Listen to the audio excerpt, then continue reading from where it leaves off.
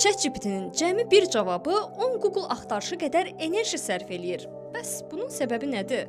Aparılan təxmini hesablamalar göstərir ki, ChatGPT-nin bir cavab yaratmaq üçün xərclədiyi enerji təxminən 10 adi Google axtarışı ilə eyni səviyyədədir. Səbəb isə düşündüyünüzdən daha dərindir. Google əsasən internetdə olan mövcud məlumatları tapıb bizə təqdim edir. Lakin ChatGPT hər dəfə sıfırdan yeni bir cavab yaradır. Sən sualını yazdığın anda həmin məlumat dərhal uzaq data mərkəzlərinə ötürülür. Orada nəhəng serverlər, xüsusilə də yüksək performanslı qrafik prosessorlar işə düşür. Model yazdığın hər sözü tək-tək analiz eləyir. Növbəti gələcək sözün ehtimalını hesablayır və bu mürəkkəb prosesi cümlə tamamlanana qədər davam etdirir. Bu isə sadəcə məlumat tapmaq deyil, milyonlarla riyazi əməliyyatın nəticəsində yeni bir mətnin inşa edilməsi deməkdir. Məhz buna görə də süni intellekt sistemləri təkcə texnoloji innovasiya deyil, həm də enerji baxımından çox ciddi resurs tələb edən bir sahədir.